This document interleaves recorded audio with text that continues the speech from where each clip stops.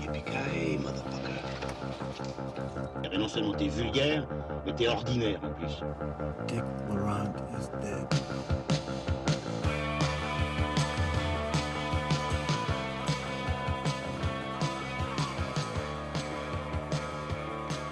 Bonjour, bonsoir à toutes et à tous, chers auditeurs cinéphiles. Bienvenue dans Transmission numéro 35. Transmission donc la table ronde cinéphile qui fait le grand écart entre cinéma d'auteur et pop culture. Aujourd'hui, on revient à une transmission sur l'actualité cinématographique qui est fortement chargée en cette fin novembre. On parlera aujourd'hui des Misérables de Ladjli, puis nous parlerons de The Irishman, le film de Martin Scorsese, avant de faire un détour par le film de James Mangold, Le Mans 66, et on finira, et oui, je dois déjà l'annoncer à tous, nous sommes tous allés voir J'accuse, le film de Roman Polanski, et on finira par débattre sur ce film. En intro, je vais présenter mes chers camarades en leur posant chacun une question qui teintera, qui fera événement sur un des films d'aujourd'hui, puisque je crois que c'est la première fois en 4 ans de transmission que nous parlons à l'antenne d'un film de Martin Scorsese. Donc Julien, bonjour Julien Rombaud, comment vas-tu ? Bonjour, ça va très bien, merci. Alors, attention, Martin Scorsese a dirigé Robert De Niro dans 9 longs métrages, sauras-tu les retrouver ? Alors, Mean Streets, Taxi Driver, New York, La Valse des Pantins, Les Affranchis, Casino, The Irishman, et là il m'en manque un, c'est ça ? Il t'en manque 2. Vous savez, là à côté ? Les nerfs à vif. Les nerfs à vif, qui est pire, ouais, et... T'as dit New York. J'ai dit New York. Oh, Raging Bull, évidemment. Ah putain, pas mal. Là. Merci Julien, tu t'en es bien sorti. Mais Manu est à ma gauche, et là j'ai une question un petit peu plus difficile. Bonjour Manu. Bonjour Olivier. Alors, Joe Pesci et Robert De Niro ont tourné ensemble 7 fois, dont 4 sous la direction de Martin Scorsese. Mais sauras-tu retrouver les 3 autres fois ? Non. Tu peux faire appel à un ami. Je sais pas si j'ai vraiment d'amis autour de cette table. Non. Pas là maintenant en tout cas. Or, Scorsese, c'est... Waouh. Maman, j'ai raté l'avion, il n'y a pas un caméo de... Non, c'est une blague. Il ne joue pas dans L'Arme Fatale. L'Arme Fatale 4. Eh bien pourtant, c'était dans un film de Sergio Leone, Il était une fois en Amérique, et puis 2 fois sous la direction de Robert De Niro lui-même, dans Il était une fois le Bronx, et Raison d'État. Manu la loose aujourd'hui. Lucien Alfland, c'est là en face. Putain, j'ai peur. Martin Scorsese a dirigé Harvey Keitel dans 6 longs métrages. Sauras-tu les retrouver ? Who's That Knocking at My Door, Mean Streets, Taxi Driver, 6, La Tentation du Christ, j'ai dit Mean Streets. Oui. Il y en a un qui est sorti il n'y a pas longtemps. Qui s'appelle The Irishman, justement. The Irishman. Et il t'en manque un. Attendez, laissez-moi... Kundun, ouais, il était bien maquillé, hein, Keitel, dans Kundun. Le maquilleur a eu un Oscar, je crois. Ah non, je l'ai pas. Alice n'est plus ici. Alice doesn't Ah hear oui, anymore. très juste. Avec une belle coupe de cheveux. Bon, mais vous êtes quand même pas trop mal. Vous en êtes pas trop mal tiré. Bon, à part... Manu, c'est Sergio Leone quand même, je pensais que tu allais retrouver le Sergio Leone. Bref, c'est pas très grave puisque de toute façon nous allons absolument pas parler de Martin Scorsese maintenant, puisqu'on va parler après l'adaptation de Tom Hooper qui s'appelait Les Misérables. Nous allons maintenant parler des Misérables de Ladjli. Ici c'est notre vie. Toi tu débarques, nous ça fait 10 ans qu'on est là. On est les seuls à se faire respecter. Eh les gars, soleil. Ceux qui le respectent une palme. Les gens d'ici, ils ont peur de vous, c'est tout. C'est quoi l'histoire ? Quand t'as volé un lion ? Ouais. Mets la pression sur les petits, faut qu'on retrouve le lion. Arrête-toi là ! Vous n'éviterez pas la colère et les cris. Putain ! La galère, c'est qu'il y a un drone qui nous a filmés. Qu'est-ce que tu me parles de gérer un drone là ? Il y a un gamin inconscient là. C'est qu'on peut faire tomber la BAC avec cette vidéo si on veut. C'est quoi votre problème à vous? C'est quoi votre putain de problème? Les Misérables, c'est le premier long métrage du français Lajli, qui est originaire de Montfermeil en Seine-Saint-Denis et qui a commencé aux côtés de Kim Chapiron et Romain Gavras au sein du collectif Courtrajmé. Après ça, il a réalisé des documentaires, notamment 365 jours à Montfermeil en réaction aux émeutes de 2005 ou le très remarqué À voix haute en 2017. La même année, alors qu'il tourne avec des policiers, il filme accidentellement une bavure. Cela deviendra le sujet du court-métrage Les Misérables qui sera multiprimé. Il a donc décidé à partir de là de l'adapter en long-métrage et il s'est fait aider pour ça par 2 co-scénaristes qui sont Giordano Gederlini et Alexis Mananti. Qui est un des acteurs du film. Stéphane est une nouvelle recrue de la BAC de Montfermeil, donc la brigade anti-criminalité. 2 policiers, Chris et Guada, se chargent de lui faire découvrir les différents types de pouvoirs en place. Il y a notamment le maire, qui, on ne sait pas s'il est autoproclamé maire ou si c'est vraiment le maire, mais bon bref, qui essaye d'imposer son ordre. Les frères musulmans qui tentent d'en imposer un autre ordre. Il y a aussi Buzz, un jeune ado qui joue avec un drone et des hordes d'enfants en vacances sans surveillance, dont notamment le petit Issa, qui subtilise un lionceau à un cirque qui s'installe en ville. Et à peu près 45 minutes de film, quand même, il faut le dire, il y a une bavure policière.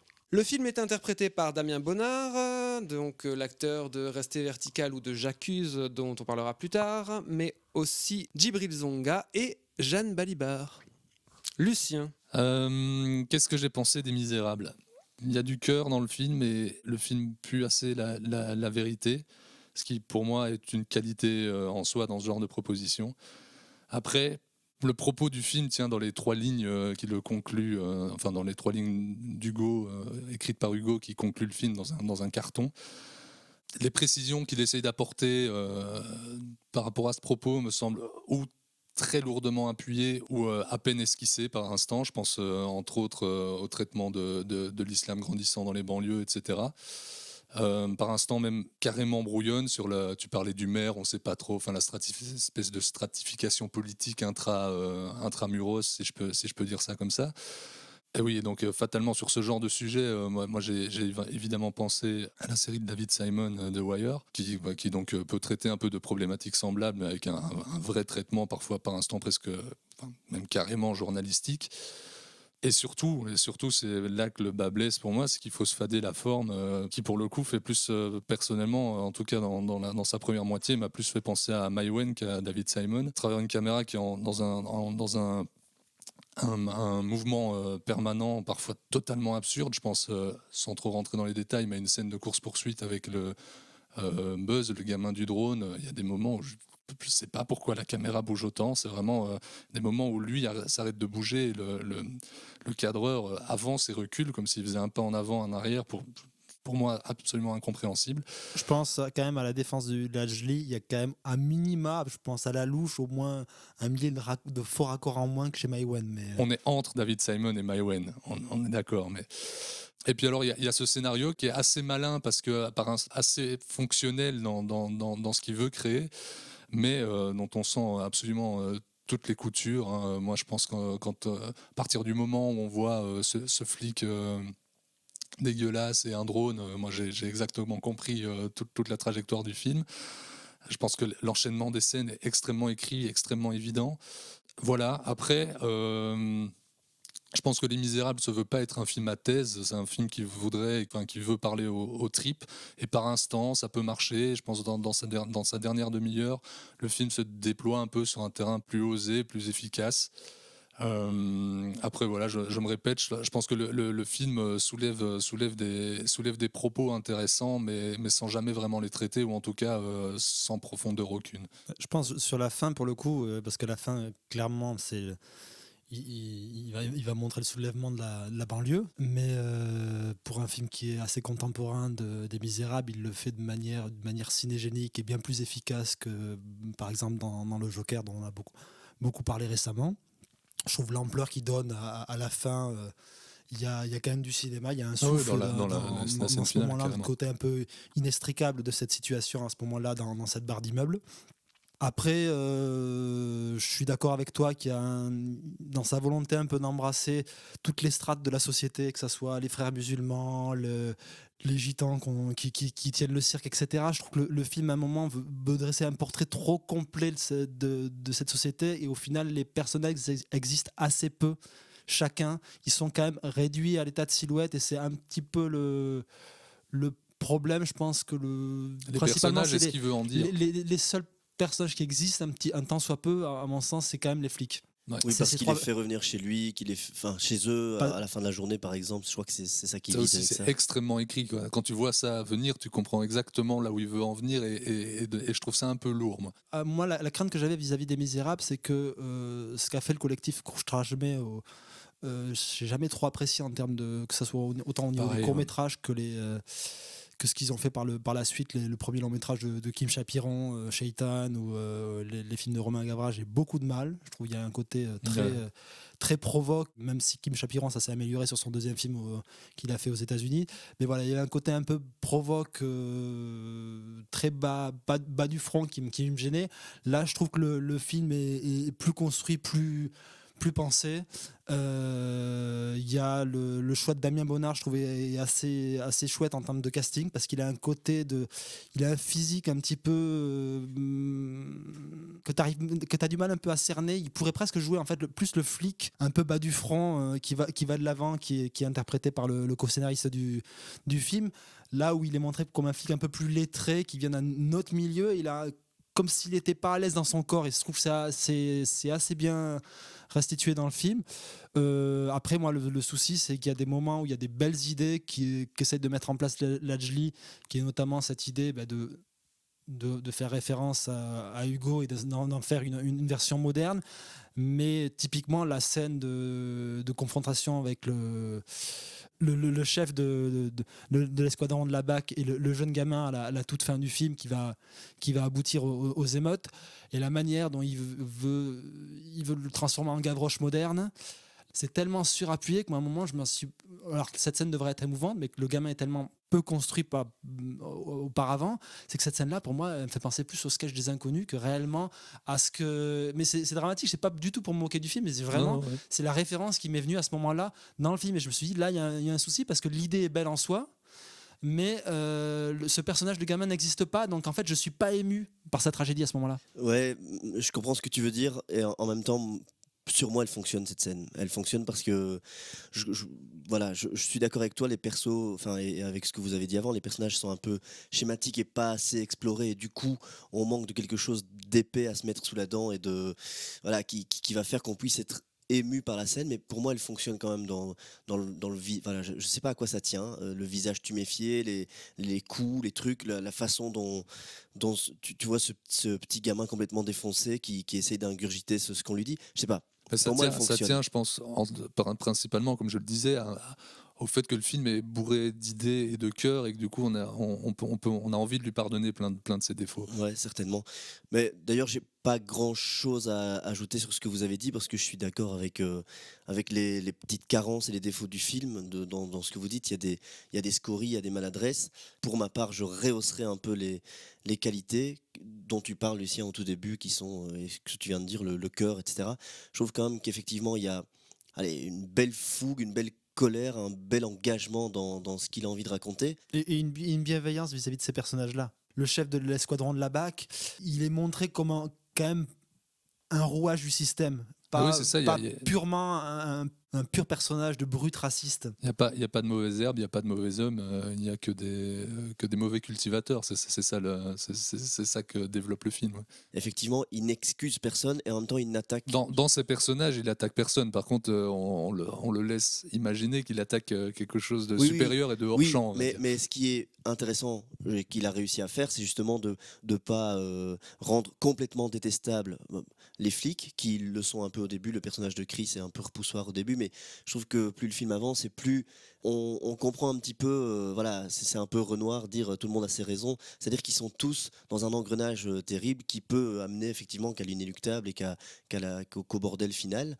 Mais voilà, il n'y a pas de manichéisme terrible où il n'y a pas de lui fait ça ou lui ne fait pas ça. Enfin, je trouve que chacun est pris dans le bordel. Oui, c'est ça, c'est un système sclérosé sur lequel il tire plutôt que sur ces personnages qui font parfois ce qu'ils peuvent avec leur qualité, leurs défauts, un peu comme le film. Je comprends ce que vous dites. En même temps, je suis pas d'accord sur le personnage de Chris, que moi je trouve vraiment être un connard fini, et j'ai trouvé ça quand même problématique. Enfin, pas problématique, mais ça m'a pas fait du tout plaisir de passer 2 heures avec ce type-là, d'autant plus que je trouve que le personnage n'est jamais remis en question, n'est jamais, ne vrille jamais de sa position dans laquelle il est, alors que pourtant tout est en place pour questionner ce personnage-là. Je trouve que le personnage de Damien Bonnard, il est très peu actif en fait par rapport à la situation dans laquelle il se trouve, et que ce qui se noue entre les 3 flics est pas exploité, quoi.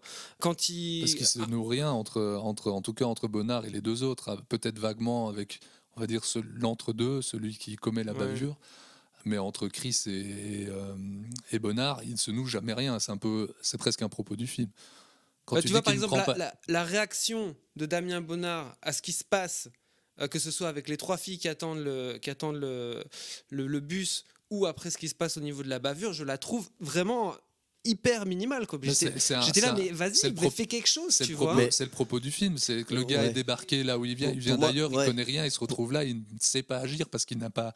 Bah ouais, mais moi, je suis d'accord avec Lucien, enfin, pardon, pour moi c'est le propos, le fait qu'il soit passif raconte justement son impuissance. Et c'est dans ce genre d'intervention scénaristique que pour moi il a un propos sur une gestion, par exemple, de ses effectifs policiers, parce que c'est pas sa faute à lui, c'est la faute des gens qui l'ont placé là. Moi aussi ça m'énerve qu'ils n'interviennent pas, mais s'ils n'interviennent pas, c'est que ça fait partie du discours. Mais par exemple, à un moment il va quand même faire une action rebelle par rapport au flic dans lequel il se trouve en position d'infériorité. Ça arrive plus tard quand il s'est un peu formé. Ça arrive plus tard, mais ça n'aura finalement aucune conséquence. Pourquoi est-ce que c'est pas développé le rapport entre ces 3 policiers ? Parce que moi le film m'est apparu comme une très très très longue exposition, et pour moi, le climax du film, c'était, je pensais que j'étais au tiers, quoi. Tu vois, je me disais, mais enfin, il se passe un truc. Et j'ai l'impression que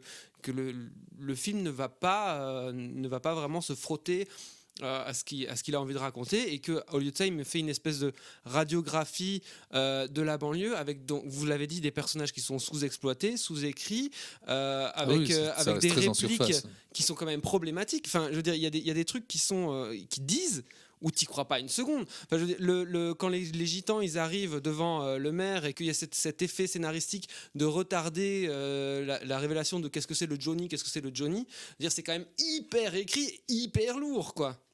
Voilà, mais c'est en ça que je disais que les scories, pour moi, elles sont dépassées par le cœur et la fougue du film, parce que je trouve que dans la mise en tension qu'il y a à partir justement de cette scène de gitan qui commence à resserrer un petit peu l'étau et où on sent le problème arriver, je le trouve assez bon. Alors, pas assez écrit dans les personnages, etc., mais assez vif et assez nerveux que pour m'impliquer moi émotionnellement dans le film. Le problème par exemple de ces gitans, c'est que pour moi c'est là où se cristallise assez un des problèmes d'écriture du film, c'est qu'en fait il dépasse jamais le stade de ce qui les a fait apparaître dans le champ médiatique, c'est avec ces vidéos qu'on a vues de ces personnages-là qui s'insultaient de clan à clan, etc., avec ce même type d'insultes. Et en fait, ils restent au même niveau tout du long. Dans la première confrontation avec le maire, on ressort la même chose.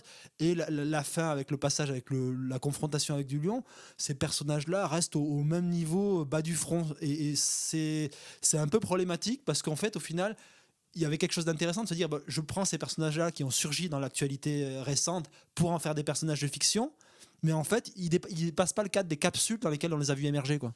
Les personnages ne changent pas, et pour moi, c'est un problème. Après, quand même, la scène de fin, en effet, je trouve que là, on sent que c'est dans un décor réel, on sent que le piège s'est refermé, et graphiquement et émotionnellement, pour moi, c'est vraiment la seule scène qui fonctionne, quoi. Formellement, là, je suis absolument d'accord. Pour revenir sur ce que disait Manu tout à l'heure et qui parlait du Joker, moi, je trouve qu'il y a ce même défaut pour moi que je vois souvent dans les films, et ça m'hallucine un peu d'arriver à la fois être extrêmement appuyé au niveau de l'écriture sur certaines choses et de ne traiter qu'en surface ce qu'il veut traiter. Et ça, je trouve qu'on retrouve un peu cette scorie-là dans le Joker. trouve que c'est presque un exploit d'arriver à être à la fois lourd et en retrait. Je voulais revenir sur cette notion de surplace des personnages, et je crois qu'ici personne connaît assez bien la banlieue de toute façon, mais je suis pas sûr qu'effectivement, bien sûr qu'ils sont bien plus que ce qu'ils sont montrés à l'écran, mais voilà, dans ces vidéos dont tu parles, d'échanges d'insultes, etc., j'ai l'impression que c'est quelque chose qui tourne en rond depuis des années, des espèces de surplace, de clans qui se forment, de choses qui n'arrivent pas à évoluer, de choses qui n'arrivent pas à avancer. Alors je fais attention à ce que je dis en disant ça. Parce que... mais justement, pour moi, c'est peut-être... je ressens un manquement vis-à-vis du film, c'est même dans cette séquence réussite de fin, la manière dont il conclut l'affrontement entre le jeune garçon et Damien Bonnard dans les escaliers. Le cinéma, ça se joue à des petits détails. Ouais. Et la manière dont ils sont cadrés à la fin, le léger relâchement du personnage de Bonnard, le léger relâchement du garçon et la manière dont il termine cet échange de regards montrent qu'en fait, il ne va pas aller vraiment à la confrontation. Ouais. Tu ressens que les choses vont s'apaiser alors qu'il n'y a aucune raison.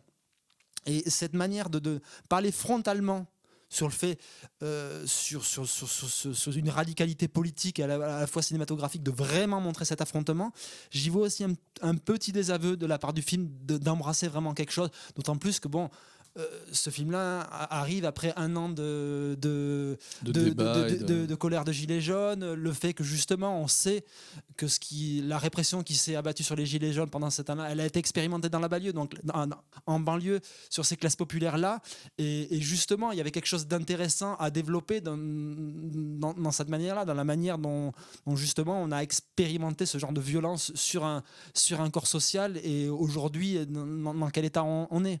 Et je trouve que il reste dans cet entre-deux à la fin, et c'est assez frustrant. Après, vous semblez tous les trois d'accord, et moi je vois pas un apaisement dans la dernière image. Donc.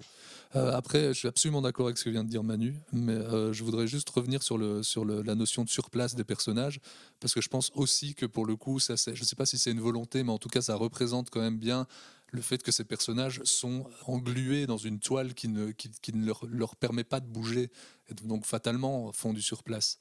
Après, c'est vrai que ça empêche un propos de se déployer, un romanesque de se déployer. Exactement, voilà. Et pour preuve, le seul personnage un peu extérieur à ce milieu social est incarné par une comédienne qui vient plus du cinéma d'auteur, qui est Jeanne Balibar, et le personnage est quand même extrêmement problématique. C'est vraiment la vieille France, la vieille République déchue, etc. Je trouvais sympa de la part de Balibar de prêter son image au traitement qu'en fait Lajli. Bon, je pense qu'on a été très long sur Les Misérables, et on va enchaîner maintenant avec un film très long, The Irishman de Martin Scorsese. Frank Sheeran. Am I saying that right? Yeah, you said right. Under the contract, management can only fire a driver on very specific charges. So, you ever show up late? No. Do you have any moving violations? No. Do you drink on the job? No. You ever hit anybody? On a job? Yeah. I don't think so. All right, then. We don't have nothing to worry about. But now I'm a man. I want you to meet my cousin, Russell Buffalino. How are you? Hi, nice to meet you. It was like the army. You followed orders. You did the right thing. You got rewarded. I'm a man. A friend of ours is having a little trouble. Friend at the top. Back then, there was nobody in this country who didn't know who Jimmy Hoffa was. You got a gun! Get the gun out of his hand! You always charge a guy with a gun. With a knife, you run away. Nous en parlions en début d'émission. Martin Scorsese, donc 77 ans, a réalisé et coproduit The Irishman, une vaste épopée de 3h30 avec à son casting rien de moins que Robert De Niro, Joe Pesci, Al Pacino, Harvey Keitel, mais aussi Anna Paquin, Bobby Cannavale, Ray Romano ou Stephen Graham. C'est un projet pour Scorsese qui remonte au début des années 2000. Et pour celui-ci, il retrouve son scénariste de Gangs of New York, Steven Zaillian, qui adapte le livre de Charles Brent, I Heard You Paint Houses, Frank the Irishman Sheeran, and Closing the Case on Jimmy Hoffa. Voilà, tout ça. Inspiré de faits réels, se déroulant sur une cinquantaine d'années, le film conte l'histoire de Frank Sheeran, père de famille irlandais, d'abord chauffeur routier, qui lie progressivement des liens avec la mafia, avant de devenir l'homme de confiance du syndicaliste Jimmy Hoffa. Le film, qui a coûté plus de 125 millions de dollars, a été majoritairement produit et distribué par la plateforme Netflix. Mais nous, ici, en Belgique, on a la chance que le film soit relativement bien distribué, ce qui n'est pas le cas pour les spectateurs français qui découvriront le film en streaming. Voilà. Monsieur Julien Rombaud, qu'avez-vous à dire sur The Irishman pour entamer le débat ? Écoute, c'est un film qui m'a donné des sensations différentes. Je suis très vite rentré dedans avec ce premier plan en travelling qui nous amène jusqu'au très vieux Frank Sheeran dans sa chaise et dans son home. Je trouve qu'il y a tout de suite quelque chose d'immersif. Et ensuite, je suis un peu partagé dans la première heure du film parce que il y a une espèce d'ampleur de mise en scène, une ampleur qui rappelle un peu une fresque comme Casino, on en parle pas mal pour le film, quelque chose de beaucoup de personnages, différentes époques, etc. Et en fait, je suis assez perdu dans le film pendant la première heure, et paradoxalement, c'est quand ça se resserre principalement sur l'intrigue, disons, entre Jimmy Hoffa et Frank Sheeran, que j'accroche vraiment les wagons, et où je trouve que la tension se met en place, et que la mise en scène avance complètement. Bon, on a beaucoup parlé de ce système de de-aging, de rajeunissement. Effectivement, je crois que ça participe à ma confusion. Parce que moi, j'ai essayé de faire fi de ça, comme je disais à mon copain Lucien, d'oublier ça pour plonger dans le film et pas m'arrêter au visage. Mais c'est vrai que ça participe, je crois, à la confusion des différentes époques. Parce que De Niro est censé avoir 40 ans, on a l'impression qu'il en a 60, et c'est pas toujours très clair. Tu veux rajouter quelque chose ? Bah oui, c'est un peu dommage de commencer par peut-être les bémols du film, mais c'est vrai que, et pourtant je suis pas très attaché à la vraisemblance dans les films, c'est pas quelque chose qui me sort facilement du film, mais là c'est vrai qu'il y a des moments où moi ça m'a sorti du film, parce que pour moi ça fonctionne pas. Quand De Niro est appelé Kid dans le film alors qu'il a l'air de faire 60 balais, moi ça me pose problème. Quand il tabasse un mec au sol et qu'il est raide comme un balai, on voit clairement qu'il a 30 ans de trop et 30 kilos de trop. Moi ça me permet pas de croire en ce personnage qui, par ailleurs, est assez bien écrit, mais j'ai vraiment un problème avec ça. Principalement cette scène de tabassage justement d'épicier où on voit clairement que le corps que le corps ne correspond pas à l'âge qu'il est censé avoir, et c'est vrai que ça sort un peu du film. Mais parce que moi je vais quand même dire beaucoup de choses positives, c'est que une fois qu'il y a vraiment cette histoire avec Hoffa et Sheeran, donc avec Al Pacino qui entre en scène, disons, je trouve qu'il y a des trajectoires très claires, très lisibles de mise en scène, que la mise en scène fonctionne sur des trajectoires de personnages.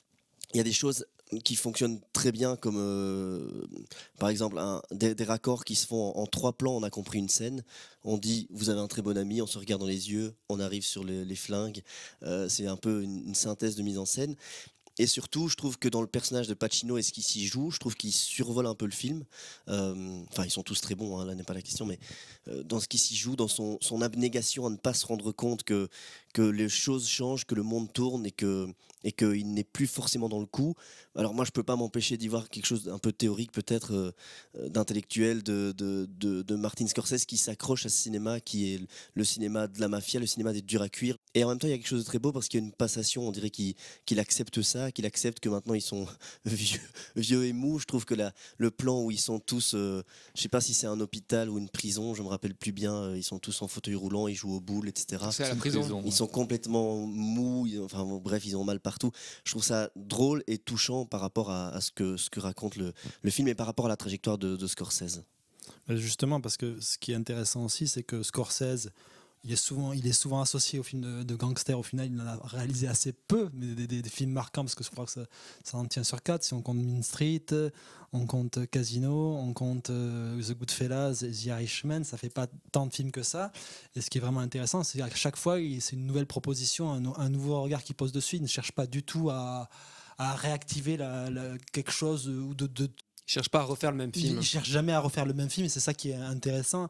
Et il y a vraiment une manière, effectivement, dans ce film-là, d'enterrer un peu le genre. De son premier plan à ce dernier plan, c'est vraiment une marche funèbre où en fait, derrière cette volonté de pouvoir, de richesse ou toute autre forme de réussite sociale, à la fin, ce qui va te rattraper, c'est la vieillesse, c'est la mort, la maladie, tes proches qui vont se détourner de toi. Il y a notamment, je trouve, une très belle scène de non-confrontation avec sa fille, qui, moi, je trouve bouleversante, parce qu'elle se joue entièrement dans les regards, et tu vois, en fait, que peut-être la seule chose à laquelle avait peut-être envie de se raccrocher De Niro, le personnage de Sheeran, elle lui échappe totalement. Mais moi je trouve que tu peux étendre ça à tout le rapport et toute la construction qu'il y a avec le personnage de sa fille Peggy, qui est que joué sur des silences, alors que le reste du film est joué sur énormément de logorée. Et je trouve que ce rapport qu'il a avec sa fille, c'est vraiment bouleversant, et c'est construit en contrepoint par rapport au reste, justement. Voilà. Alors après, tu parlais effectivement du rajeunissement numérique, et on va pas se voiler la face, c'est quand même un raté du film. Alors quand je parle de raté, c'est un raté, c'est pas forcément un raté technique, parce que la plupart du temps, en termes de visuel, ça fonctionne assez bien, mais c'est plus dans le parti pris et le pari qu'a fait Scorsese, de pari narratif lié à ça. Et c'est qu'en fait, ce rajeunissement numérique, il est notamment très problématique quand tu te retrouves avec un grand écart entre le De Niro de 70 ans, et quand on veut le rajeunir, quasiment les séquences les plus problématiques sont la séquence qui est une portion congrue du film, qui est la séquence où on le retrouve pendant la Seconde Guerre mondiale, où là c'est vraiment, je pense, la scène la plus problématique de tout le film, et se pose la question effectivement de score de Niro qu'on connaît très bien. Et à un moment, tu peux pas tricher dans de telles proportions. Et c'est la même chose d'une certaine façon qu'on a sur le maquillage prosthétique. À un moment, les rajeunissements à une telle échelle et sur une telle amplitude sur une durée de film, pour moi, ça fonctionne pas. Et donc, je sais pas qu'est-ce que le de-aging pourra apporter réellement dans ce type de parti pris qui n'est pas un parti pris uniquement technologique. Il y a un vrai projet de mise en scène sur le temps qui passe, et ça fonctionne moyennement sur cet aspect-là dans le film. Je pense que peut-être, justement, tu parlais de la raideur par exemple de Niro au moment où il tabasse le personnage en sortant de l'épicerie. Est-ce qu'il aurait peut-être pas plus intelligent à ce moment-là, justement, d'utiliser des doublures avec des personnages plus jeunes, de croiser un peu la technologie, de ne pas se reposer uniquement sur du rajeunissement numérique, parce qu'à un moment, voilà, le corps de Niro, il peut pas tricher, en plus tu le connais très bien, et notamment chez Scorsese.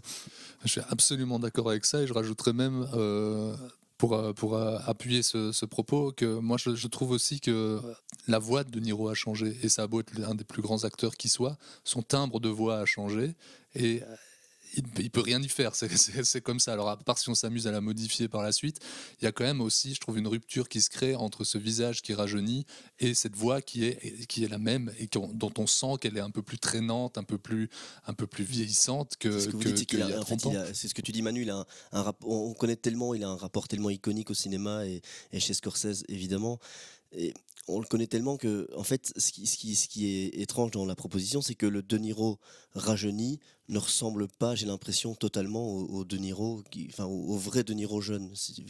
Parce que c'est tout simplement impossible sur base d'un De Niro de 70 ans, et donc c'est peut-être pour ça aussi que la partie du film sur laquelle tu raccroches le plus, c'est quand même à partir de la moitié du film où on se rapproche, l'écart d'âge est beaucoup moins grand. Après, je trouve le film extrêmement bien construit dans son écriture, notamment tous ces allers-retours, la manière dont est monté le film, les allers-retours sont d'une fluidité totale, et il y a une intelligence aussi d'écriture derrière, qui est de construire ça sur le dernier voyage un petit peu de Niro et Pesci sur la route, qui va mener à la mort de Jimmy Hoffa. Et par cette écriture mais c'est pas un spoiler que Jimmy Hoffa est décédé, hein. C'est un fait historique maintenant, même si on pouvait avoir des doutes pendant certaines années, jusqu'au début des années 80, sur le fait qu'il ait disparu ou qu'il soit mort. Mais en tout cas, il y a une vraie intelligence à la fois dans le montage et dans la construction scénaristique, de faire en sorte que, en fait, De Niro, malgré son évolution, reste comme au début un simple chauffeur qui n'a même plus aucun choix sur la destination qu'on lui propose. Et je trouve ça, c'est dans ces petits détails que le film est d'une justesse absolue. C'est un mec qui trace des lignes et qui fait des stops. Et il sait pas ce qui se joue à chaque fois dans le stop qu'il fait.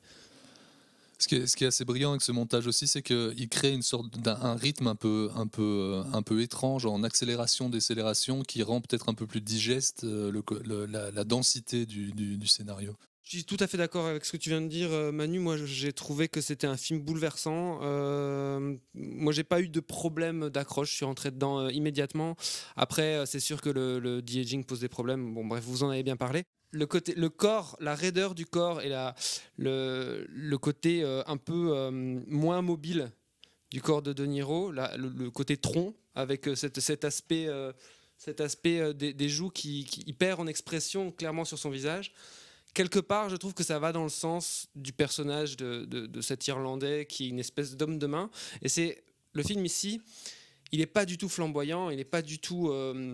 il est à l'opposé de l'image des films de gangsters qu'on connaît chez Scorsese. Exactement, c'est un film beaucoup plus discret, pas du tout dans la flamboyance, qui prend tout à fait le contrepoint de ce qu'on pouvait attendre. D'ailleurs, Joe Pesci, c'est très parlant, que lui qui était si explosif dans les autres films de Scorsese sur la mafia, qui sont peu nombreux, tu l'as dit Manu, ici c'est le mec qui ne dit jamais un mot plus haut que l'autre et qui en même temps est hyper glaçant. C'est le mec qui fait tuer ta famille et pendant ce temps-là, lui il se met en pyjama et il va se coucher à 9h quoi. Mais c'est vrai, il est hyper glaçant et d'ailleurs je trouve que c'est super bien construit la manière dont De Niro croit ou commence à construire des rapports d'amitié, il ne sait pas très bien où est-ce qu'il en est, et en fait, perpétuellement, on le ramène à sa condition qu'il est dans le jeu de la mafia et qu'il n'est qu'un exécutant. Et c'est rare d'avoir un film qui soit comme ça, du point de vue de cet exécutant qui ne sait jamais vraiment qu'est-ce qui se joue au-dessus de lui, il n'est qu'une espèce de marionnette finalement. Et j'ai même l'impression aussi que, clairement, au-delà d'être un pion, il est aussi un personnage qui n'a pas le niveau pour comprendre en fait ce qui se joue réellement. C'est quasiment à ce niveau-là un personnage cohénien à mon sens, le personnage de De Niro.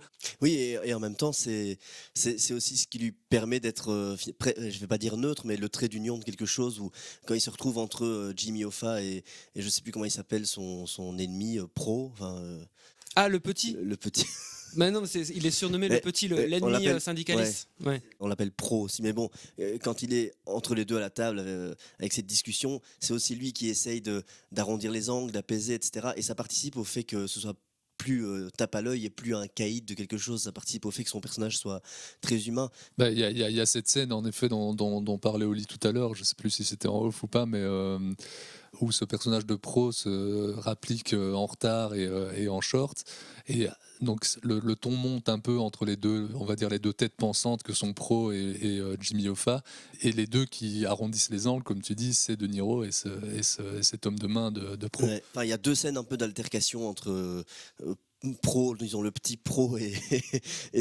Jimmy Hoffa, et je les trouve, pour le coup, il y a un sens du dialogue, enfin c'est très très bien écrit, et la façon dont il reproche c'est en ça que je parlais de l'entêtement de Pacino aussi, c'est la façon dont il reproche d'être en short, la façon dont il reproche le retard, c'est ne pas accepter que le monde bouge.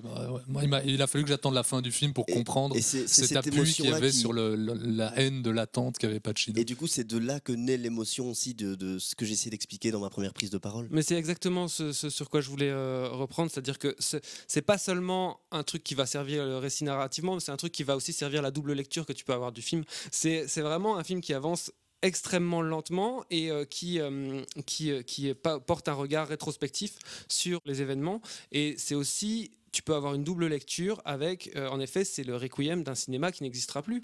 Et quand tu vois toutes les références, moi j'en ai compté des références au Taxi Driver ou au Parrain, j'en ai surtout vu à ces deux films-là. Mais pour moi, c'est aussi les héros de ma jeunesse qui sont vieux, croulants, gaga, et un cinéma qu'on ne verra plus. Et c'est un peu une espèce de barreau d'honneur sur ce cinéma-là, et c'est ça qui m'a profondément déprimé, parce qu'en plus le film est vraiment compté du point de vue d'un homme très seul et qui a traversé tous ces événements-là et qui se retrouve avec cette solitude-là. Et qui reste complètement seul, et je trouve que ça fait sens aussi que De Niro soit cet acteur qui demeure debout, vivant, fatigué dans le cinéma de Scorsese. C'est assez beau, ouais. Ouais, moi je suis absolument d'accord avec tout ce qui vient d'être dit. J'ai trouvé le film brillant, mais il est vrai que, comme j'ai pu le laisser entendre dans mes premières prises de parole, j'ai pu sortir plusieurs fois du film et je trouve que il y a un jeu sur les rapports triangulaires entre les personnages, entre Irlandais, Italiens, etc., qui est vraiment brillant, qui est très bien écrit, qui est, comme on l'a dit plus tôt, rendu vraiment lisible et parfois dynamique par le montage. J'ai été rattrapé en effet dans ces derniers instants par cette mélancolie qui s'installe, par la solitude, les regrets, les remords, les confessions, même si les confessions je les sentais depuis le début. Et alors il y a un moment où oui, clairement tous ces personnages, tout le film, chaque plan, tout semble nous rappeler à leur mort prochaine, à la mort prochaine de toute chose. Et à ce moment-là, j'ai un peu repris en conscience des choses sur lesquelles j'avais des doutes plutôt dans le film, comme en effet cet appui certain sur la détestation des attentes d'Al Pacino, sur la longueur du film, sur des ralentis parfois. Je me disais, pourquoi il y a un ralenti là ? Ben oui, ok. Sur l'utilisation même de cette technique du de-aging. Enfin bon, voilà. Et donc c'est vrai que cette fin pour ma part, a pu remettre un peu en cause plein de choses qui m'avaient ennuyé simplement dans le film. Alors, je trouve le film brillant, mais je peux pas m'empêcher de sentir le temps passer. Mais justement, c'est quand même tout le projet, du film, et tu es pris à la fin, mais c'est parce qu'en fait, il a construit tout ça dès le début. Bien sûr, et je pense justement, typiquement, c'est un film qui gagnera avec le temps et être revu une fois justement que tu as déjà fait le chemin avec les personnages. Et je suis pas d'accord avec toi quand tu parles des confessions à la fin que tu voyais venir, parce qu'il n'y a pas de confessions. Les anti-confessions, on va dire. Oui, les confessions sont totalement interdites, parce que typiquement, le seul moment où il pourrait l'esquisser, les entretiens, on va dire. Il te montre en fait le côté dérisoire de l'histoire, puisqu'il montre cette photo-là de sa fille avec Jimmy Hoffa à l'infirmière, et l'infirmière clairement a oublié qu'était Jimmy Hoffa.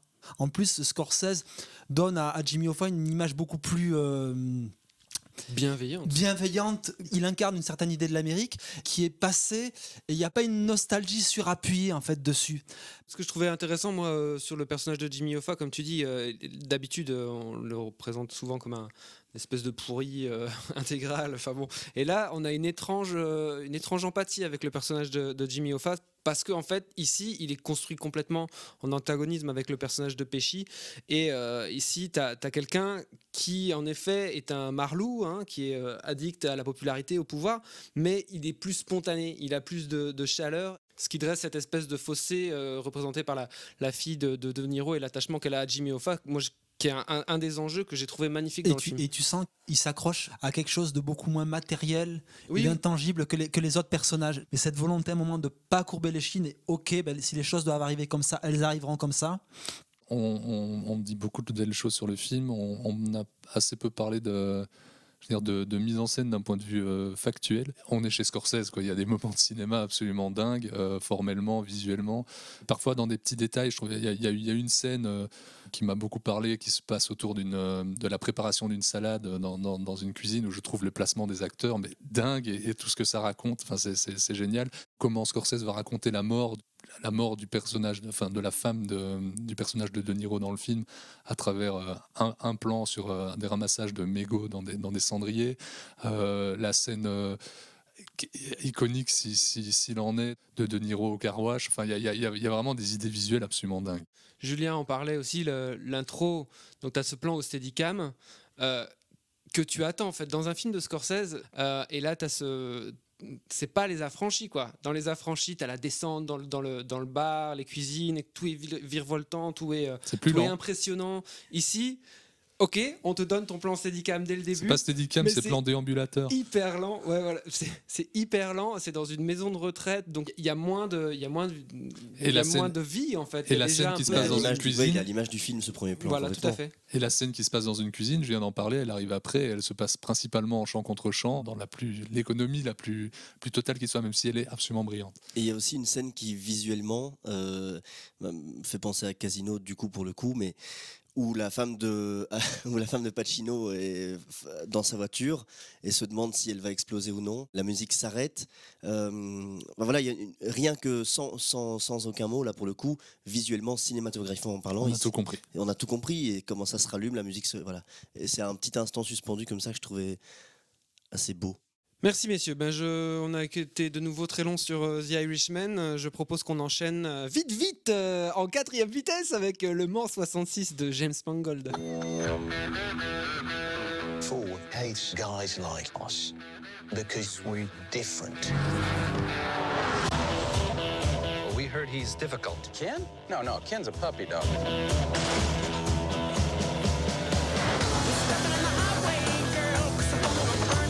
It's awful. If there's a problem, the computer will find it. Get some scotch tape and a ball of wool. What are they doing? Making your car faster. That's more like it! Ken Miles is not a Ford man. We're on the verge of something, and now you tell me that I can't have the best man in the world behind the wheel? Give me one reason why I don't fire everyone starting with you. Well, sir, we're lighter, we're faster. When that don't work, we're nastier. Go ahead, Gil. Go to war. You got a plan? It's high risk. I thought the whole point was to win the damned race.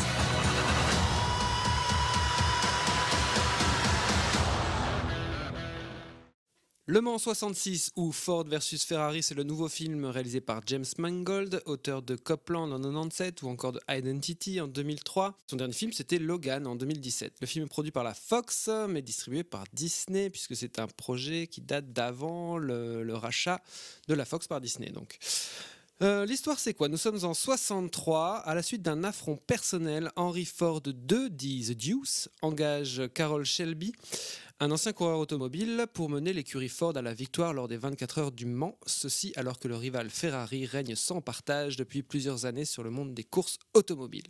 Pour cela, Carroll Shelby engage le meilleur coureur encore en activité, Ken Miles. Dans les rôles principaux, on retrouve Matt Damon, qui est donc le designer automobile et responsable de l'écurie, tandis que c'est Christian Bale qui endosse le rôle du pilote Franck Ducollier. James Mangold retrouve donc l'acteur anglais après 3h10 pour Yuma en 2007. Pour la petite histoire, il y a quelques années, c'était Brad Pitt et Tom Cruise qui étaient impliqués dans le projet avec Joseph Kosinski derrière la caméra. Heureusement qu'on a attendu un peu.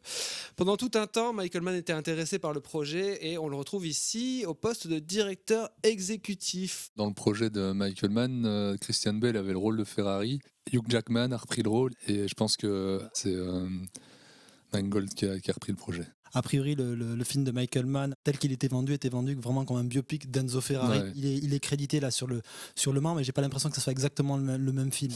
En tout cas, moi, c'est clairement un des meilleurs films que j'ai vu cette année. Le meilleur film américain de l'année à côté du magnifique Once Upon a Time in Hollywood de Tarantino. C'est pas du tout un film sur Ford et Ferrari qui est le titre américain. C'est vraiment sur des personnages de l'ombre, ceux qui ont participé à la réussite de ce Mans 66. Donc voilà, je trouve que c'est un film, presque un film miraculé, un film de contrebandier, parce qu'il n'y a pas besoin d'aimer les courses de voitures pour adorer ce film-là, parce qu'il est évident que ce que projette Mangold dans ce film-là, c'est des interrogations personnelles et sa manière d'évoluer au sein d'Hollywood aujourd'hui, cet artisanat du cinéma.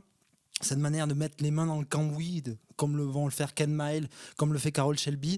La possibilité d'exercer son métier dans un environnement somme toute assez hostile aujourd'hui. Il faut voir notamment comment est montrée la volonté de Ford à la fois de gagner cette course-là, mais d'évincer les principaux acteurs de cette réussite. À ce titre-là, c'est assez beau parce que ça rejoint un petit peu une imagerie de western et cette phrase de Ford, pour le coup John Ford et pas Henry Ford qui est Prince the Legend, et de montrer comment l'histoire de l'Amérique se construit avant tout sur un mensonge. C'est vraiment un western déguisé tout du long. Mangold s'est jamais caché de son amour pour le western. Copland est un western déguisé. Il a fait lui-même son propre western avec le remake de 3h10 pour Yuma. Walk the Line et Logan embrassent une imagerie propre au western, et je trouve qu'il y a quelque chose de très intelligent et que reproduisait aussi Tarantino dans son film, de s'emparer de l'image du western pour dire il faut continuer à être des pionniers. Cette idée de conquête, toujours regarder l'horizon pour maintenir en vie son art et son corps de métier. Oui, c'est marrant, Manu, que tu parles de John Ford, parce que moi j'ai beaucoup pensé pendant le film à Howard Hawks, dans sa précision, dans son rythme et même dans cette manière d'utiliser l'humour parfois un peu potache pour faire surgir des moments d'émotion. Tu parles en effet de toute l'allégorie qu'il y a avec le cinéma et la manière qu'a Mangold de faire du cinéma et putain quel cinéma. Cette façon aussi qu'il a de s'éloigner du titre originel qui est donc Ford versus Ferrari et de s'éloigner de ces deux figures tutélaires là pour s'intéresser en fait à, comme tu le disais, à deux êtres animé par la passion, par une passion bien singulière, comme lui-même l'est par le cinéma. En soi, c'est, je trouve presque un geste engagé, quoi. Comme plusieurs films aujourd'hui, le film a vraiment un discours sur la désobéissance. Et je trouve vraiment très, très fin là-dessus. Je trouve qu'il le fait assez bien, entre autres, à travers un payoff qui pourrait paraître un peu poussif autour d'une clé anglaise, qu'il présente en début de film à travers un geste de rébellion, entre guillemets, qui est rappelé au milieu du film et qui, à la fin, moi, m'a presque tiré les larmes parce que ce simple objet qui est présenté en début de film revient dans les mains du fils de Christian Bale et enfin bref, je vais pas en dire plus, mais je trouve qu'il y a une très belle idée autour de cette clé anglaise. Je vais pas en dire plus parce que sinon ça déflore vraiment le film, mais il faut voir ça. Je suis d'accord avec ce que vous dites. Il y a une efficacité assez dingue dans le film, une fluidité, une maîtrise de scènes d'action. Et je trouve qu'il dose assez savamment l'alliage entre l'action, les enjeux économiques et historiques de l'automobile, enfin de Ford et de Ferrari, etc. Et le film de personnages, parce que les personnages, ils existent tous. Enfin, je vais mettre un petit bémol après là-dessus, mais à part un personnage qui pour moi manque de consistance, ils existent tous. Et je trouve qu'il y a des très très belles scènes, notamment la scène où, je peux dire ça, hein, je crois qu'il y a un personnage qui essaye d'évincer Christian Bale donc, de la voiture, et la façon dont Matt Damon va enfermer le personnage pour ensuite faire un tour de circuit, disons, enfin c'est pas sur un circuit, mais aller faire un tour de voiture avec le propriétaire Ford. Je trouve la réaction, parce que le constructeur, donc le directeur Ford va commencer à pleurer et à dire je n'imaginais pas ça, et je trouve que c'est très drôle et en même temps que c'est très touchant la manière dont... Très belle cette scène. Elle est très belle la manière dont il se rend compte concrètement des choses et la manière dont c'est amené dans la mise en scène, c'est très beau. Et ça raconte tout le personnage de Christian Bale qui est absent de la scène, mais qui pour le coup, tout son parcours. Par contre... Je peux juste faire une parenthèse là-dessus, je trouve ça super intéressant comment en fait tout ce qui se passe d'important dans ce film se passe dans l'habitacle de la voiture, et tout ce qui est dit d'important sur les personnages se passe quasi systématiquement dans l'habitacle de la voiture. Et en fait, en filmant cette vitesse, cette technique, cette maîtrise de cet objet en mouvement qui va filmer ces personnages et qui va nous faire découvrir ces personnages. Ouais, moi j'aimerais bien... ça très beau.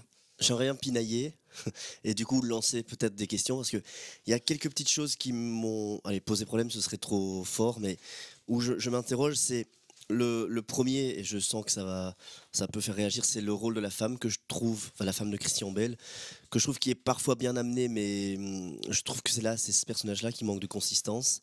Pourtant, elle a un parcours qui aurait pu vraiment être intéressant, et notamment il y a une scène où, disons, elle s'énerve, elle pète un plomb vis-à-vis de ce qu'il décide de faire, et elle accélère très fort dans une voiture, et pour moi, je le comprends intellectuellement pourquoi elle s'énerve, etc., mais je trouve que c'est pas vraiment amené dans son parcours avant. Pourquoi est-ce qu'on en arrive à cette chose-là?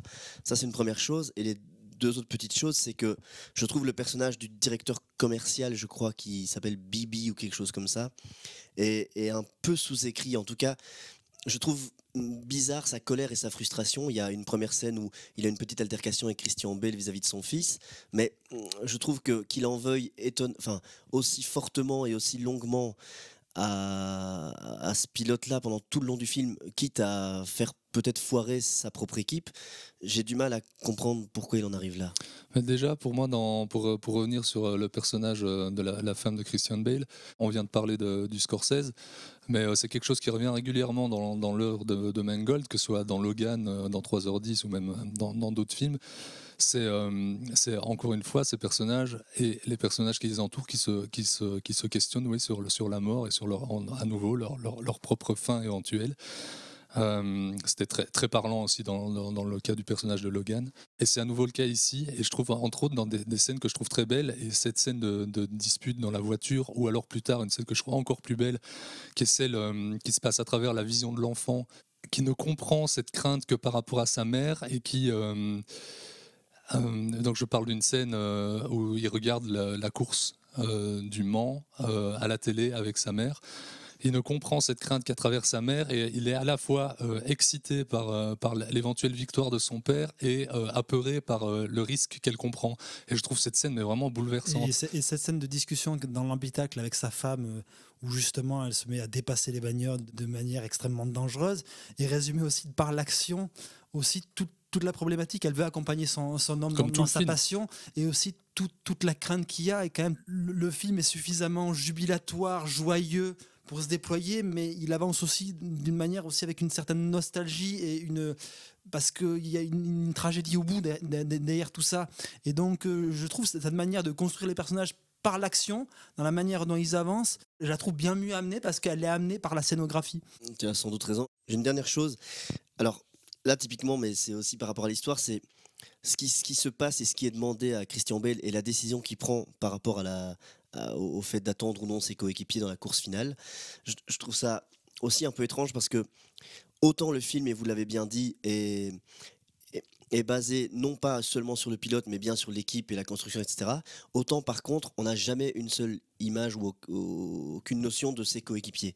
Et donc tout d'un coup, on leur demande qu'il y ait toute une construction vis-à-vis d'esprit d'équipe, de collectivité, etc., alors qu'on n'en a jamais entendu parler et que le film est basé sur son personnage et sa voiture à lui, j'ai trouvé ça étrange. Le film est quand même basé sur l'interaction entre Matt Damon et Christian Bale. Oui, mais jamais avec un autre coéquipier. Mais justement, moi je trouve ça très beau parce que justement, il déjoue, et je trouve justement cette scène extrêmement bien écrite, c'est qu'il déjoue ce côté-là. Bon, à un moment, ok, il y a cette individualité du personnage et il faut quand même faire corps, cet aspect un peu de résignation. Il faudrait embrasser la marque Ford pour s'accomplir complètement. Et il le fait de manière intelligente pour te dire qu'en fait le personnage résout une problématique qui est interne à lui-même et ça n'a rien à voir avec Ford. Il se pose un petit peu pour regarder dans le rétroviseur. C'est une idée, je trouve, brillante de mise en scène. Et à la fin, de toute façon, Mangold est très clair dessus. Le sort qui lui est réservé est une violence extrême. Il n'y a pas du tout de complaisance ou un discours un petit peu béat et naïf sur un accomplissement au sein du groupe. Non, mais en tout cas, la manière dont il réagit à la course et à l'issue de la course est assez belle aussi, la manière dont c'est amené, dont c'est filmé. Donc Christian Bale prend le jeu sur l'issue de cette course du Mans. Olivier. Oui, écoutez, vous avez un peu tout dit. En effet, c'est un film assez hyper plaisant, qui est superbement bien exécuté. Voilà, il arrive à aménager une place à de très nombreux personnages secondaires. Et il réussit à avoir vraiment jamais aucun temps mort. Il y a ce côté, cet amour pour le travail bien fait, cet amour de montrer les forces au travail qu'on voit souvent dans le cinéma de Clint Eastwood ou de Michael Mann par exemple. Moi, le discours sur l'artisanat vis-à-vis d'une certaine industrialisation, en effet, on peut le lire par rapport au cinéma, mais je pense qu'on peut le lire par rapport à n'importe quel artisanat et n'importe quel Quand je amour parlais de du désobéissance, c'est de désobéissance au patronat. Tout à fait, mais je veux dire, ce film intervient dans un contexte très précis. Quand je parlais justement de ce rapport au western, cette imagerie de western très intéressante qu'applique Mangold au film, c'est typiquement cette écurie Ford, tous ces exécutifs qui pourraient être des exécutifs de studio. Ça me fait penser en fait à les compagnies du rail qui arrivent dans les westerns, etc. Cette idée de progrès où les mecs vont anéantir une certaine idée de l'Amérique, en fait. C'est un film qui est rutilant comme une belle bagnole, c'est-à-dire que même dans la photographie, t'as toutes les... ouais, ok, ça fait un peu formule, mais...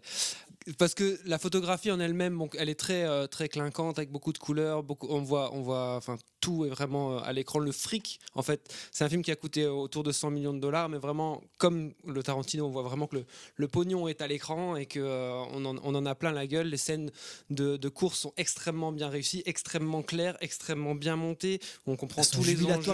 Dans la manière dont ils cadrent tout, dans les directions des voitures, c'est brillant, mais dans une économie de narratif classique, la manière dont il te fait littéralement jouir de ces moments d'intensité au sein de la course, c'est brillant. Et notamment, il y a un moment, je trouve génial, vers la fin du film, où il montre en fait le doigt d'honneur qu'adresse Ken Miles au chef com de Ford, par cette lisibilité de sa mise en scène, ses choix de cadre. Il y a un moment, clairement, en le dépassant, en faisant l'inverse de ce que demande le chef com, il retourne à l'image. le personnage dans un contre-champ très bref, il retourne le personnage du cadre commercial qui est complètement dépité. D'autant plus que même ce qui se passe au niveau du paddock est hyper clair, hyper fluide, alors que bon, quand on n'est pas habitué au monde des courses automobiles, c'est un truc qui peut sembler parfois difficile sur certains enjeux. Ici, bon voilà, il y a vraiment un travail d'orfèvre au niveau de tous les enjeux sur tous les personnages. C'est hyper bien fait, c'est hyper agréable à suivre, tous les enjeux sont super clairs, super nickel. À tel point qu'on pourrait dire même que c'est un film qui, quelque part, ne prend pas, enfin, dans lequel le spectateur n'a pas énormément de place. C'est-à-dire que c'est un film où on est toujours extrêmement sûr de qu'est-ce que les personnages éprouvent à tel moment, etc. Très en phase avec son sujet, en gros. Oui, tout à fait, très en phase avec son sujet et très clair, voilà, très dirigé, très clair. Enfin voilà, impec, nickel. Il y a cette figure qui est reprise du Perfect Lap. Voilà, c'est un film qui fait un perfect lap, quoi. C'est-à-dire qu'il fait aucune sortie de route, il fait aucun faux pas, il fait aucun faux geste. C'est un film qui performe d'une manière très fluide et sans aucune sortie de route, encore une fois. Mais on peut se dire aussi que parfois on aime bien les sorties de route, on aime bien que les gens aillent dans le rouge, qu'ils prennent des risques, qu'ils pètent leur moteur. Et voilà, si le film est clairement plus du côté de l'artisanat et donc quelque part du côté de Ferrari, je pense que c'est quand même nettement plus une Ford qu'une Ferrari. Ouais, on va peut-être pas reprocher à un film de ne pas avoir de défauts, quoi. Tu vas pas de reprocher à un film d'être trop bien mis en scène, trop bien écrit, trop bien interprété. Je trouve ça un petit peu léger en termes de critique d'un film. D'autant plus quand aujourd'hui le paysage du cinéma hollywoodien est justement sous-écrit, sous-mise en scène, sous-produit. Et justement de voir quelqu'un qui rappelle à un moment les bases du métier et la manière de le faire en plus de manière hyper humble, parce que c'est vraiment, entre guillemets, il te parle de métier, il n'est pas dans une position d'artiste ou quoi que ce soit. Et s'il y a une sortie de route, il y a une sortie de route tragique pour un des personnages, et je trouve la manière dont il le fait en le faisant se fondre dans l'horizon, c'est hyper beau. Et aussi tout le côté un petit peu nostalgique que porte le film vis-à-vis de ça. Ce monologue intérieur qu'a le personnage de Matt Damon sur ce corps qui est comme ça à un moment en lévitation à une certaine vitesse, il est très beau comment il le fait graduellement progresser vers le personnage de Ken Miles. Et en fait tu vas comprendre que ça représente en fait la destinée de Ken Miles. Il y a une sortie de route et elle est quand même dure parce qu'elle te dit d'une certaine façon peut-être que ces gens-là ils n'ont plus leur place aujourd'hui dans la manière dont on fait ce cinéma-là. Moi ça me touche quand tu vois comment il est évincé de la photographie du Mans, le personnage de Ken Miles. Cette scène magnifique dont parlait Manu plus tôt, laquelle ? Elle est la scène de la sortie de route, comme il dit, de la mort d'un personnage. Elle est rendue possible d'abord par cette très belle idée qui est de faire un peu, comme le disait Manu à demi-mot, mais de faire une sorte de double personnage principal, de faire deux personnages qui se répondent un peu tout le temps. Le film étant compté depuis la voix de Matt Damon, la voix intérieure de Matt Damon, qui est un peu le personnage pour lequel on pourrait avoir le moins de sympathie, parce qu'il arrondit les angles lui aussi. Et il a un côté un peu trop bon samaritain, pas assez rockstar, que pour être vraiment aimable au plus haut point. J'y mettrais une nuance parce que justement il montre quand même que ça ne se départit pas d'une certaine roublardise, parce que typiquement au moment du Mans il y a des petits coups de traite qu'il fait à l'écurie de Ferrari, et je trouve ça assez bien vu sur le fait que bon voilà, il n'y a pas quand même justement l'image du bon samaritain, il y a de la roublardise derrière aussi, tout ça. Bien sûr, mais ce que je voulais dire c'est que cette scène elle est possible, la beauté de cette scène est possible parce qu'en fait comme tu le disais la mort est filmée de loin et depuis le point de vue de deux personnages en fait, qui est celui du fils de Christian Bale et de Matt Damon, presque comme si cette mort ne pouvait être qu'irréelle. Et c'est seulement lorsque c'est confirmé et à travers, je reviens dessus, sur le payoff qui est autour de cette clé anglaise, que chez moi en tout cas a surgi vraiment une forte émotion liée à cette scène, mais presque à contre-temps, et je trouve ça absolument magnifique, et c'est rendu possible à travers la construction de ces personnages-là. Donc quand j'entends que le film est parfois un peu brosse peut-être un peu trop vite certains de ces personnages, c'est un argument que j'arrive pas à comprendre. Je comprends très bien que vous disiez, Lucien et Manu, qu'on ne peut pas reprocher à un film d'être trop maîtrisé, trop bien mis en scène, etc. Mais C'est pas ce que je lui reproche d'ailleurs. Mais... Je comprends aussi, je pense pas que ce soit ça que tu lui reproches, mais je comprends aussi Olivier du coup qui dit effectivement il est tellement bien foutu, efficace, rutilant que la place du spectateur se pose et qu'on ait envie parfois que ça puisse ne pas être tout le temps parfait. Moi je sais que c'est un argument qui en critique n'est pas toujours recevable, mais moi je comprends qu'on ait besoin d'un débordement, d'une faille. Non, donc de nouveau je ne reproche pas au film d'être trop parfait, ok ? Je dis juste que c'est un film en effet jubilatoire, tu prends ton pied pendant 2h20, c'est clair, tout est hyper fluide, limpide, et c'est tout ce qu'on attend du cinéma américain, et ça fait vraiment plaisir, ça fait vraiment du bien de voir ça. En plus c'est bien joué, les acteurs s'éclatent et tu sens qu'ils s'éclatent, mais c'est juste que je dis que c'est un film où le spectateur n'a pas beaucoup sa place et qu'il a peu à emporter avec lui. Donc tu jouis sur ton fauteuil pendant 2h20, mais quand tu rentres à la maison, moi j'en ai moins de souvenirs qu'un film qui m'a procuré sans doute moins d'émotions directement qu'un film comme The Irishman par exemple. Je suis d'accord avec ça. Ça n'engage que toi, parce que justement, typiquement, cette manière de compter à rebrousse-poil, quand même la tragédie de ce personnage-là qui est resté dans l'ombre de cette réussite-là, c'est fait avec une belle retenue. Et justement, de voir à ce point-là que sur un film de commande, Mangold s'empare de ce récit-là pour en faire quelque chose qui est évidemment un rapport très intime qu'il a par rapport à la création, aux questions qui se posent vis-à-vis de sa place aujourd'hui à Hollywood. Je suis désolé, mais oui, ça me dit beaucoup sur l'état du cinéma actuel. Mais c'est juste... Tant mieux pour toi, Manu. Tant mieux pour toi. Mais moi, par exemple, tout ce qui se passe autour du personnage du gamin, je l'appréhende bien, mais ça ne m'émeut pas. Le film ne m'émeut pas, jamais. À part dans les scènes, en effet, qui sont jubilatoires. Et elles le sont. Mais sur les enjeux humains, le film ne m'émeut pas, jamais. Après, je suis peut-être une ordure. C'est peut-être le Kevin Feige de l'émission. Même en dehors de l'émotion, comme le dit Manu, moi, je reviens quand même... Donc évidemment avec cette émotion, mais je reviens quand même avec un vrai propos, quoi. C'est pas. Il y a des films qui m'émeuvent pas, mais qui me suivent parce que j'en ai capté le propos simplement. Et ici, non seulement pour moi il y a de l'émotion, mais il y a un vrai propos qui tient et qui ne s'arrête pas une fois que le The End apparaît à l'écran. Voilà. Moi c'est vrai que quand pour moi, Michael Mann est peut-être le plus grand cinéaste américain de ce siècle-ci, et quand j'ai appris, sans avoir trop suivi les changements du projet, que c'était plus Michael Mann qui était en charge de ce projet avec Christian Bale autour de Ferrari, mais Mangold, je me suis dit bon, ça va être sympa, mais dommage quand même. Et puis quand je vois ce qu'il nous offre, ouais, c'est purement ce que j'attends du cinéma hollywoodien, quoi. Un vrai film un film de contrebandier, comme le disait Manu. Très bien, merci messieurs. Je propose qu'on s'arrête ici sur le film et qu'on passe à J'accuse de Roman Polanski. Vous êtes désormais responsable du renseignement. Mon colonel, Si nous découvrons que Dreyfus n'est pas de traître, je pense que nous devrions agir rapidement dans l'intérêt de l'armée. Bon Dieu, mon colonel, laissez tomber. Ce sont eux les chefs. Nous suivons leurs ordres. Je ne veux pas d'une autre affaire Dreyfus. ce n'est pas une autre affaire Dreyfus, mon général. C'est la même. Où est le dossier secret sur Dreyfus? Désormais, je m'en chargerai personnellement. On intercepte mon courrier. Je suis constamment suivi.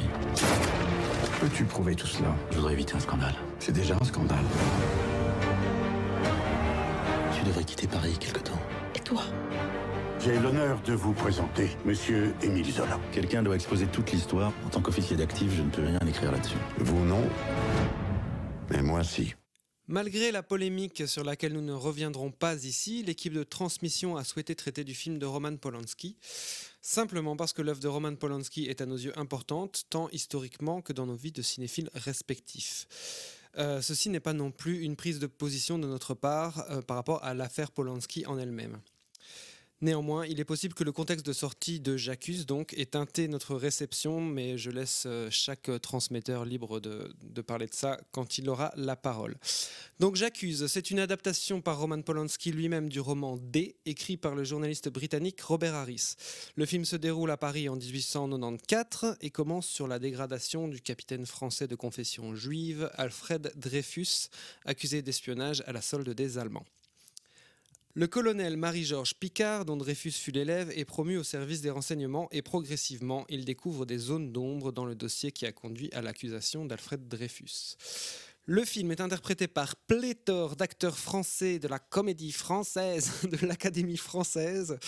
Jean Dujardin, Louis Garrel, Mathieu Amalric, Melville Poupeau, Grégory Gadebois, Vladimir Yordanov ou Damien Bonnard encore, qu'on retrouve après Les Misérables. Ouais, je commencerai bien sur le film, mais comme tu as commencé sur aucun film aujourd'hui, Oli, je te renvoie la balle. Oh merci, c'est d'un naturel tout ça. Qu'est-ce que tu as pensé de J'accuse ? Eh ben, j'ai trouvé que c'était un film pas très clair. J'ai plutôt apprécié le film, même si je trouve qu'il y a des énormes problèmes. J'aime vraiment bien le début. Et surtout, je trouve que le propos du film, au début du film, est très clair. C'est sur cette France faisandée, là, symbolisée par ce personnage syphilitique, par le fait que Dujardin ne sache pas ouvrir les fenêtres de son bureau. Voilà, il y a quelque chose qui croupit, il y a quelque chose, voilà, cette haine de l'étranger, cette haine cet antisémitisme, etc. Je trouve que tout le film va vraiment bien dans un sens. Et puis après, il y a le côté un peu qui commence sur l'enquête, que je trouve sympa, dans cette espèce d'enquête dans les bas-fonds d'un Paris en déliquescence. Et puis après, au bout d'un moment, je trouve que le film se perd. Je ne sais plus très bien ce qu'il veut me raconter. Je trouve que la structure est très problématique. Cette fin, c'est comme s'il n'y avait pas de climax. Elle est découpée avec des sauts dans le temps de manière très bizarre. Et surtout, ce qui me laisse constamment à distance par rapport au film, je trouve que tous les extérieurs sont atroces. Vraiment, à chaque fois qu'on est en extérieur, tout ce qui est photographie, décor, direction artistique, reconstitution, j'ai vraiment un gros problème avec ça. Dans les plans larges, j'ai passé mon temps à chercher. On voyait des fenêtres avec des fleurs aux fenêtres. Je me disais, tiens, est-ce que c'est en plastique ou est-ce que c'est en terre cuite ? Des trucs comme ça. Et j'ai vraiment décroché dans sa deuxième partie. Mais moi, je suis d'accord avec toi parce que bon, la réception du film est sûrement teintée de l'affaire qui entoure la sortie du film, mais plus qu'un film qui sent le souffle, pour moi c'est un film qui sent le formol. On parlait du film de Scorsese que certains pourront qualifier de film grabataire, ce qui n'est pas, mais là pour le coup pour moi c'est vraiment un film grabataire et vraiment problématique. J'ai trouvé le film d'une laideur visuelle absolue, avec des incrustations numériques franchement dégueulasses. Ça m'a rappelé le dur souvenir de l'Anglaise et le Duc de Romer dans ses expérimentations foireuses. C'est une dimension extrêmement figée, corsetée de ses cadres, etc.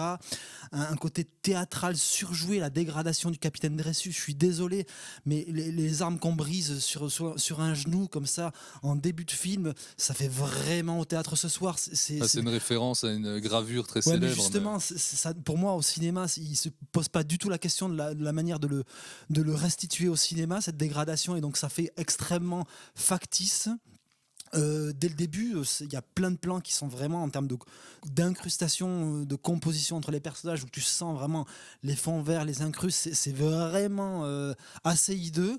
Effectivement, toute la partie enquête, début d'enquête est assez intéressante parce que justement on rentre dans un récit beaucoup plus ludique et c'est assez bien rendu cette France sclérosée qui attache assez peu d'importance au final à la question de la vérité. Après, comme toi, je trouve que c'est un film assez mal raconté, parce qu'à la toute fin du film, quand vient cette confrontation entre Picard et Dreyfus, le dialogue qui est échangé entre eux, tu ne sais pas trop comment se positionne Polanski vis-à-vis de ça, les reproches qu'adresse Dreyfus à Picard, c'est assez peu clair. Et en plus, le film, justement, on reproche dans la sortie du film le fait que Polanski, entre guillemets, se lave son histoire avec celle du moins se projette dans le personnage du capitaine Dreyfus. Le capitaine Dreyfus est un personnage extrêmement périphérique au récit. Oui, ça, moi, j'ai pas du tout trouvé pour le coup. J'ai du mal à voir en quoi il se projette. Alors, c'est des propos qu'il a tenus dans un dossier de presse, mais dans la réalité du film, on est vraiment centré sur ce personnage de Picard, qui est un personnage un peu ambigu, parce qu'en fait, il est quand même montré dès le début comme quelqu'un qui est clairement antisémite, mais qui va quand même montrer comme quelqu'un qui, à un moment, va avoir une question quand même de morale qui va se poser à lui par son professionnalisme, par la manière d'exercer son métier, qui est un moment sur lequel il ne peut transiger. Et ça, je trouve ça assez intéressant, sauf que le film, vu qu'en fait il ne sait pas trop sur quel pied danser avec ce personnage du capitaine Dreyfus, arrive sur un final extrêmement effectivement déceptif, et qui questionne sur en fait qu'est-ce qu'a voulu me raconter Polanski. Je vais peut-être revenir sur des choses qui ont été dites, mais en prenant un angle un petit peu différent, parce que même si je suis d'accord dans l'ensemble, il y a des choses que j'ai envie de soulever. D'abord, oui, en effet, l'actualité récente pousse, en tout cas, je ne sais pas si elle teinte le film, mais elle pousse à teinter la vision qu'on peut en avoir. Alors après, le film parle en effet de persécution, d'erreurs judiciaires, de justice populaire, etc. Mais c'est quelque chose ce sont des thèmes qui reviennent quand même très régulièrement chez Polanski et pas uniquement dans celui-là. Donc oui, en effet, on peut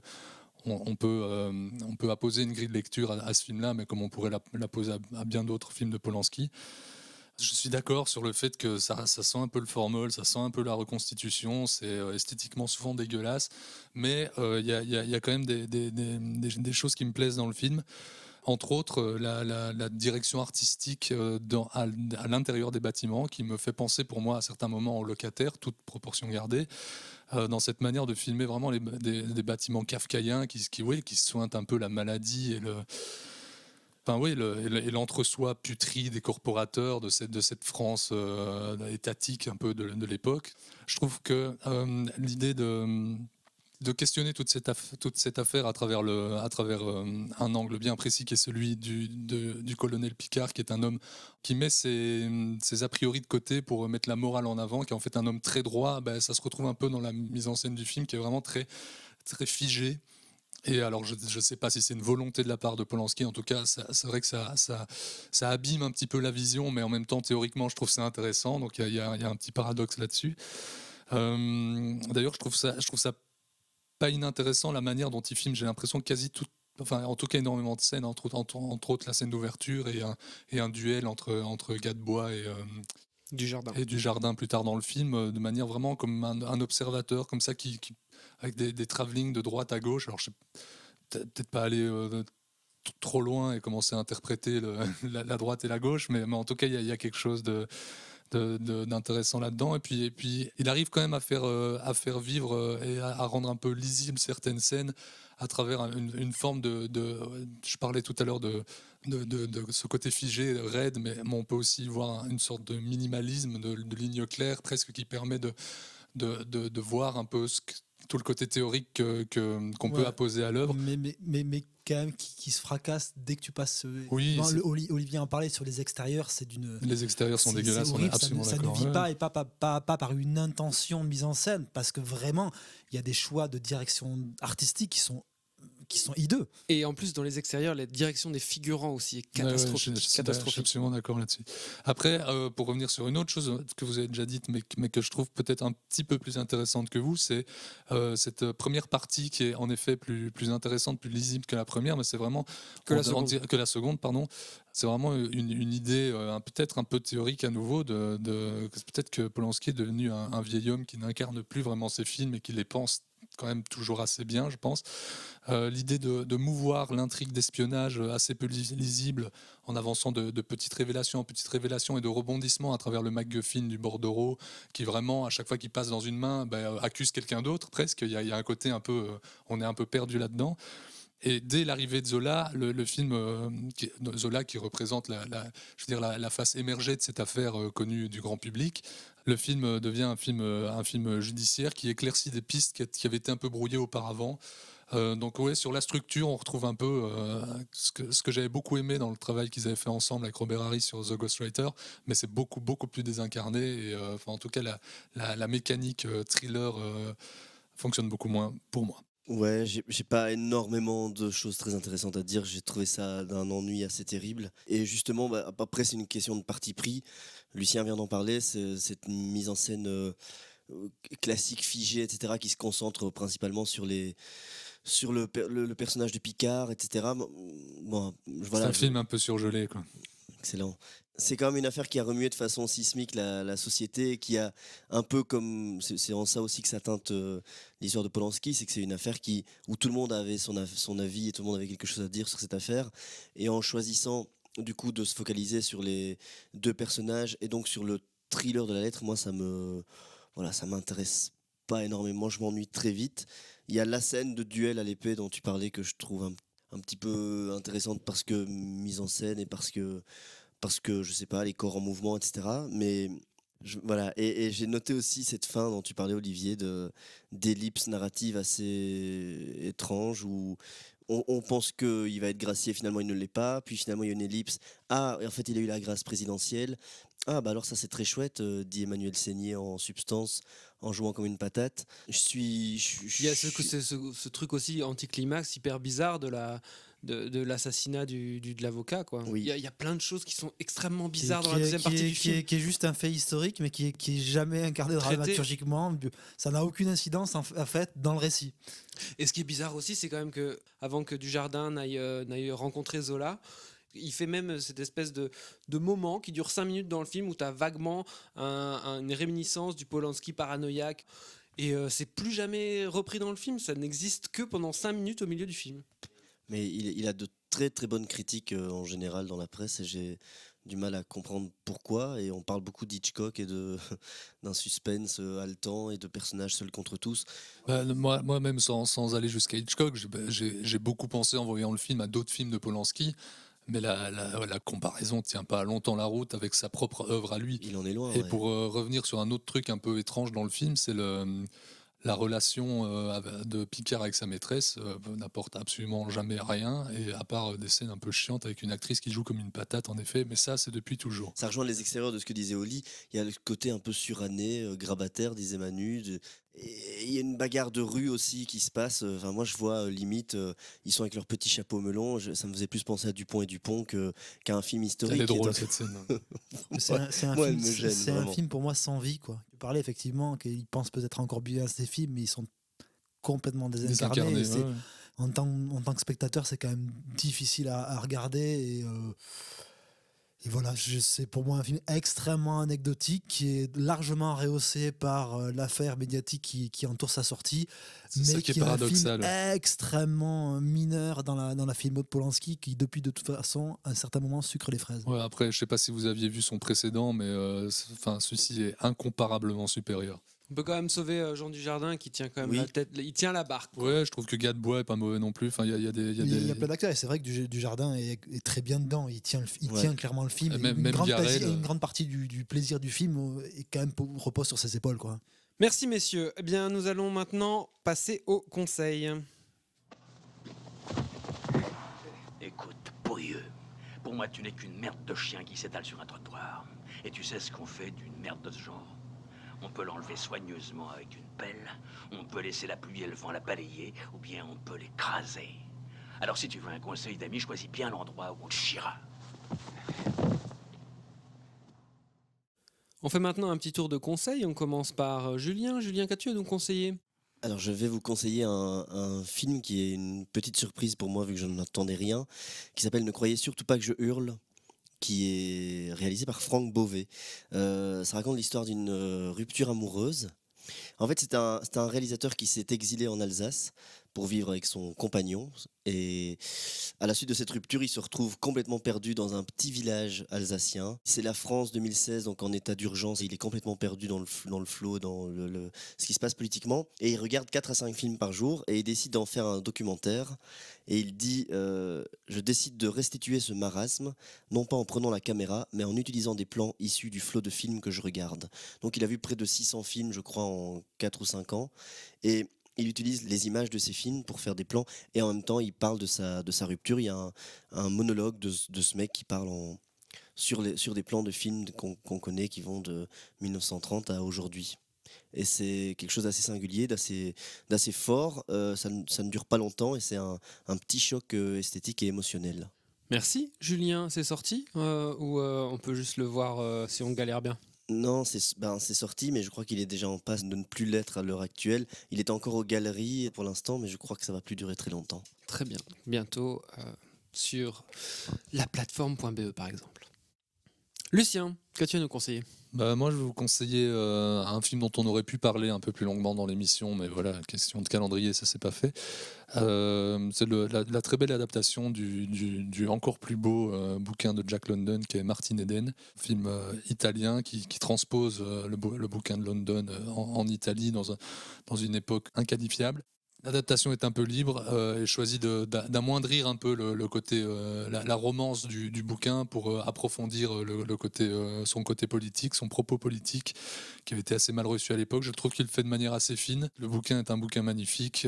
C'est un personnage immense. Je trouve que l'acteur qui l'interprète l'est aussi, vraiment tout en nuances, assez incroyable. On sent que le réalisateur adore son personnage sans totalement adhérer à son propos. Voilà, on aurait pu parler des heures du film, mais c'est un film qui vaut la peine pour ceux qui ont lu le bouquin ou pas d'ailleurs. Très bien, merci Lucien et Manu. Moi, Olivier, je vais faire deux conseils assez courts. Ça sera Hoffa de Danny DeVito, justement pour revenir sur la figure de Jimmy Hoffa. Danny DeVito est un réalisateur assez sous-estimé et son Hoffa est vraiment un film à revoir, d'après un scénario de David Mamet.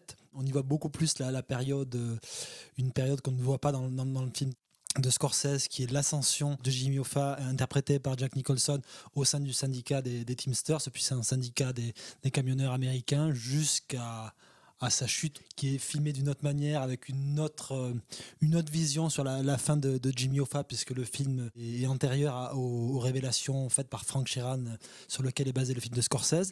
Et mon deuxième conseil, ça sera pour rebondir sur Les Misérables, un film de Stefano Sollima qui s'appelle All the Cops Are Bastards, qui justement suivait, lui, non pas une équipe de la BAC, mais une unité anti-émeute italienne. Il se terminait quasiment de la même façon que le film de Lajli, mais de manière beaucoup plus frontale, avec une idée que de toute façon le choc il était inévitable, contrairement au Lajli.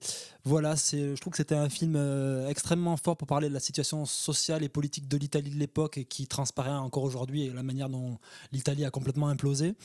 Un film qui, à mon sens, autant sur le plan cinématographique que politique, allait plus loin, était plus radical que Les Misérables. Merci beaucoup Manu. Quant à moi, je vais faire un petit peu d'autopromotion. Vous pouvez nous liker, vous pouvez nous suivre sur les réseaux, vous pouvez nous laisser des commentaires, ça nous fait beaucoup plaisir.